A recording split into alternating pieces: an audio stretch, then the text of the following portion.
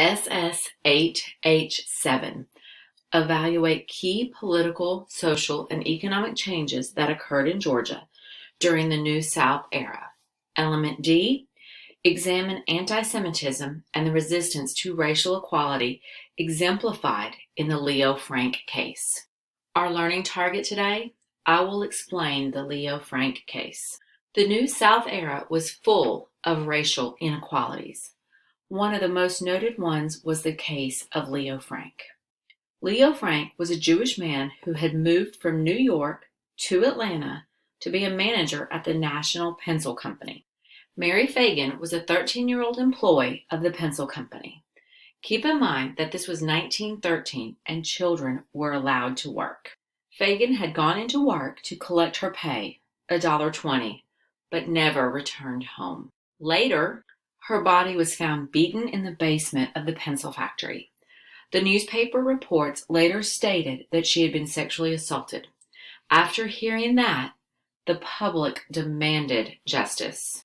The police had 3 suspects: the Nightwatchman, who found the body, Leo Frank, the manager of the pencil factory, and the janitor, Jim Conley, who was seen washing red stains from his shirt. So, who did it? Let's take a look at the evidence. Leo Frank was extremely nervous when the police came to question him. Also, he said that he stayed 20 minutes after Mary left, but another employee said they came during that time and he wasn't there. Jim Conley? Well, he had a bloodstained shirt. He also said that he helped Leo Frank get rid of the body, but he also gave 4 different stories. Keep in mind, this was 1913, so the police didn't trust a black man. They didn't think he could come up with this on his own. So they promised him immunity, some kind of protection, if he testified against Leo Frank. Leo Frank was convicted of killing Mary Fagan. It didn't help that Frank had affairs, and it was told that he harassed young white Southern female employees. After the conviction, Jewish groups began helping with Leo Frank's appeal.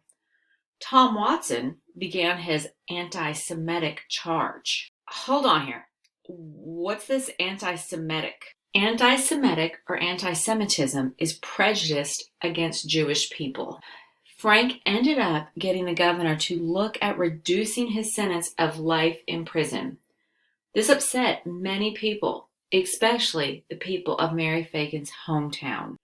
They called themselves Knights of Mary Fagan. They drove to the prison, captured Frank, and drove him back to Marietta, where they lynched him. Lynching is also known as hanging.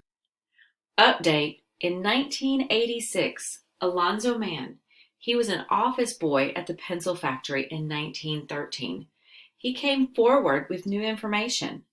This new information granted Leo Frank a pardon, but it didn't say he was innocent. It did say the state did not protect him while he was in custody. Why is the Leo Frank case important? This case showed the insecurities that Southerners had against Jewish and Northerners.